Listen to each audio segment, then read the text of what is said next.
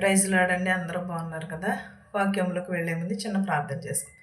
స్తోత్రం స్తోత్రం ప్రభా, నీకు వందనాలు, నీకు స్తోత్రం నాయన.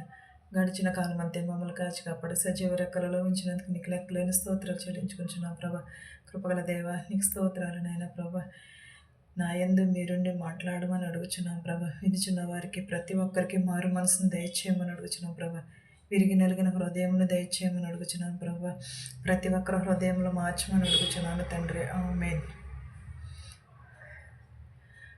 మార్కు సువార్త 1:15 చూద్దామండి. మనం మారు మనసు పొందాలంటే ఏమి కావాలి?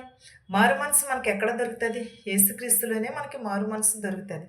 ప్రతి ఒక్కరమును కూడా మారు మనసును కలిగి ఉండాలి. మార్కు సువార్త 1:15 కాలము పరిపూర్ణమై ఉన్నది, దేవుని రాజ్యము సమీపించి ఉన్నది, మారు మనసు పొంది సువార్తను నమ్ముడని చెప్పుచు దేవుని సువార్త ప్రకటించుచు గలిలయకు వచ్చాను. ఏమై ఉన్నదండి? కాలము పరిపూర్ణమై ఉన్నది. కానీ మనం ఏం చేస్తున్నాము?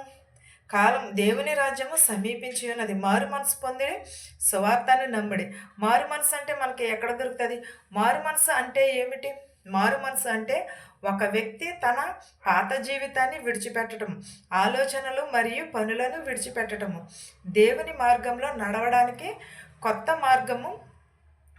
మార్గాన్ని ఎన్నుకోవడమే, కొత్త మార్గాన్ని స్వీకరించడమే ఇది ఒక వ్యక్తి యొక్క మార్పు.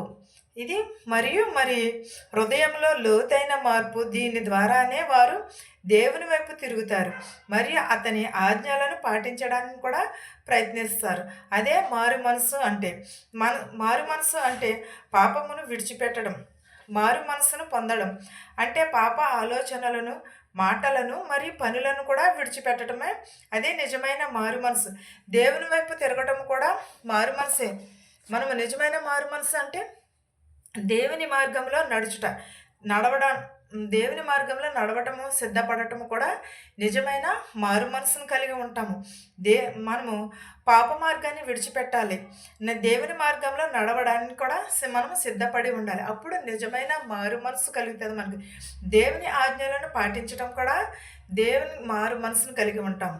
దేవుడిచ్చిన ఆజ్ఞలను అనుసరించడానికి కూడా మనము ప్రయత్నం చేయాలి. అప్పుడు మనకి మారు మనసు కలుగుతుంది. క్రొత్త జీవితాన్ని ప్రారంభించటం అంటే క్రొత్త జీవితం అంటే మన పాప జీవితాన్ని విడిచిపెట్టాలి, దేవునితో కొత్త జీవితాన్ని ప్రారంభించడం. అది మారు మనసు అంటే. దేవుని ప్రేమను అనుభవించటం కూడా, దేవుని ప్రేమను కూడా అనుమతించటం కూడా మనము మారు మనసుని పొందటమే. దేవుని ప్రేమను అర్థం చేసుకోవడం మరియు దానిని ఇతరులతో పంచుకోవడం అంటే దేవుని ప్రేమను ఇతరులతో కూడా పంచుకోవడం కూడా మారు మనసే అవుతుంది.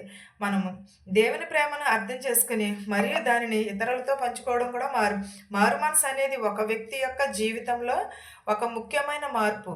ఇది దేవునిలోని కానీ దేవునితో సంబంధాన్ని కలిగి ఉండటం కానీ మనకి ఇది నిజమైన మారు మనసు కలుగుతుంది, ఏర్పరచుకోవడానికి మరియు అతనితో కూడా శాశ్వతమైన సంబంధాన్ని కలిగి ఉండటం కూడా, మనం దేవునితో సహవాసము కలిగి ఉండటం కూడా మారు మనసే. మారు మనసును మనం పొందాలి. కాలము పరిపూర్ణమై ఉన్నది, కానీ మనం ఏం చేస్తున్నాము? దేవుని రాజ్యము సమీపించి ఉన్నది, మారు మనసు పొంది సువార్తని నమ్ముడని. మారు మనసును పొందిన వారు ప్రతి ఒక్కరు కూడా దేవుని నమ్ముడి, ప్రకటించుడు, దేవుని సువార్తను ప్రకటించుడని మనం కలిగి ఉండాలి. మార్కు సువార్త 1:1 చూద్దామండి. దేవుని కుమారుడైన యేసుక్రీస్తు సువార్త ప్రారంభమాయను. ఏంటదండి? దేవుని కుమారుడైన యేసుక్రీస్తు సువార్త ప్రారంభమాయను. ఇదిగో నా దూతను నీకు ముందుగా పంపుచున్నాను, అతడు నీ మార్గము సిద్ధపరచును. ప్రభువు మార్గము సిద్ధపరచుడే, ఆయన త్రోవలు సరళము చేయుడని అరణ్యములో కేకలు వేయుచున్న ఒకని శబ్దము అని ప్రవక్త అయిన యెషయా చేత వ్రాయబడి ఉన్నది. ఎక్కడండి? దేవుని దూతను మనకు ముందుగా పంపించి ఉన్నాడు. మనము దేవుని రాజ్యంలో దేవుని మార్గము సరళము చేయమని, దేవుని త్రోవలు సరళము చేయమని, దేవుని కొరకు మనం సిద్ధపడి ఉండాలి. సువార్తని నమ్మాలి. మనం మారు మనసును పొందాలి. మనము నావోహు వాడ తయారు చేసినప్పుడు జలప్రళయం వస్తుంది అను, కానీ జలప్రళయం వస్తుందని చాలా సంవత్సరాలు పట్టింది కదా. అప్పుడు నావోహు ఏం చేశాడు? ఈడు పిచ్చివాడు అని అంటున్నారు. కానీ నావోహుని అందరూ కూడా పిచ్చివాడు, జలప్రళయం వస్తుంది అంటున్నాడు. ఇన్ని సంవత్సరాల నుంచి రాని జలప్రళయం ఈరోజు వస్తుందా అని.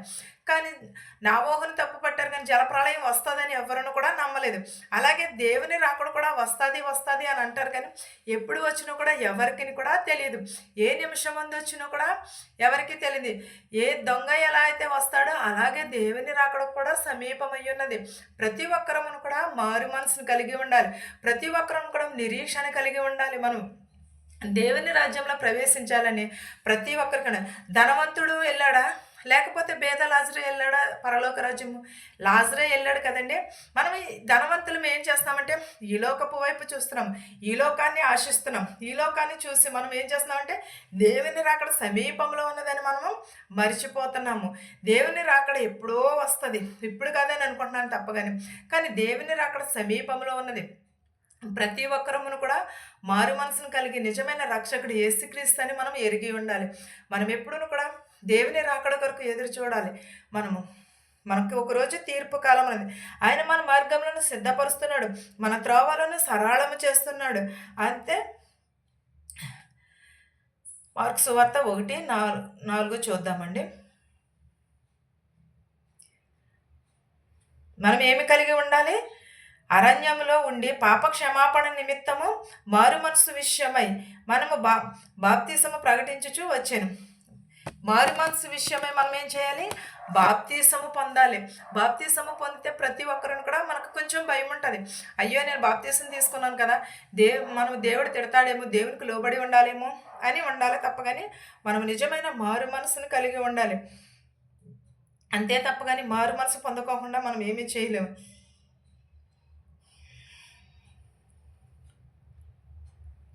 మార్కు సువార్త 7 చూద్దామండి. 1:7 చూద్దాం. మరియు అతడు నాకంటే శక్తిమంతుడొకడు నా వెనుక వచ్చుచున్నాడు, నేను వంగి ఆయన చెప్పుల వారును విప్పుటకు కూడా పాత్రుడను కదా. అంటే బాప్తిసం ఇచ్చినప్పుడు యేసుక్రీస్తు వారు బాప్తిసము పొందాలని యోహాని దగ్గరికి వచ్చినప్పుడు యేసుక్రీస్తు వారు యోహాన్ అంటున్నాడు యేసుక్రీస్తు వారిని ఏమని? నేను ఆ వెనక వచ్చేవాడు నాకంటే శక్తిమంతుడు, ఆయన చెప్పులు విడువుటకు కూడా ముట్టుకున్నటకు కూడా నేను యోగ్యుడను కాను, అయినను సరే ఆయన బాప్తిసమే నీళ్లతో పొంది ఉన్నాడు. అంటే యోహాను అంత విశ్వాసంగా ఉన్నాడు కాబట్టి యేసుక్రీస్తు వారు వెళ్ళి బాప్తిసము పొందారు. పొందగానే యేసుక్రీస్తు వారి మీదకి ఏమి వచ్చినది? పరిశుద్ధాత్మ వచ్చి ఉన్నది. పావురము రూపంలో పరిశుద్ధాత్మ వచ్చి ఆయనను రక్షించాను. పరిశుద్ధాత్మ కలిగి వారు నిత్యమును కూడా ఉన్నారు. మనం బాప్తిసం ఎందుకంటే దేవుని మార్గంలో నడుచుకున్నటకు ఒక చిన్న మార్గము. ఆ మార్గమును మనం ఎన్నుకుని మనం బాప్తిసం పొందామనుకో, అయ్యో తిట్టకూడదు ఎవరిని ఏమనకూడదని ఈ రకంగా అయినా సరే మనము మారు మనసు కలుగుతుంది కదా. ఈ రకంగా అయినా సరే మన ప్రవర్తనను మార్చుకుంటాం కదా. మనం ఎప్పుడూ కూడా మన తోటి వారితో సహవాసము కలిగి ఉండాలి. మన తోటి వారిని ప్రేమించకుండా మనము బాప్తిసం తీసుకోకూడదు. మన తోటి వారితో సమాధానము పడకుండా బాప్తిసం కానీ సంస్కారం కానీ మనము తీసుకోకూడదు.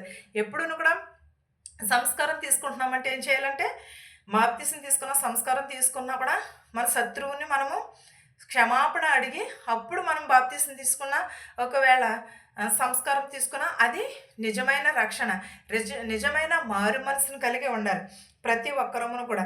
వెంటనే పరిశుద్ధాత్మ ఆయనను అరణ్యంలోకి త్రోసుకుని పోవును. ఏంటది? పరిశుద్ధాత్మ వెంటనే కూడా అరణ్యంలోకి త్రోసుకుని పోయినది. అప్పుడు అది ఏం జరిగినది? అప్పుడు యేసుక్రీస్తు వారు వచ్చిన వెంటనే పరిశుద్ధాత్మ పావురము వలె వాళ్ళగా ఆయన అరణ్యంలోనికి వెళ్ళిపోయారు. బాప్తిసం తీసుకుని అక్కడ పరిచర్య చేయుటకి అరణ్యంలోనికి వెళ్ళిన తర్వాత చాలామందిని దేవుడు స్వస్థపరిచాడు. అనేకమైన రోగులను స్వస్థపరిచాడు. అనేకమైన కుంటివారిని కానీ దెయ్యం పట్టిన వారిని కానీ ఈ పరిచర్య చేయుచున్నప్పుడు అనేక మందిని స్వస్థపరిచి అనేక మందిని బాగు చేసి ఉన్నాడు. ఎప్పుడూ కూడా మనం ఏం కలిగి ఉండాలంటే మారు మనసును కలిగి ఉండాలి.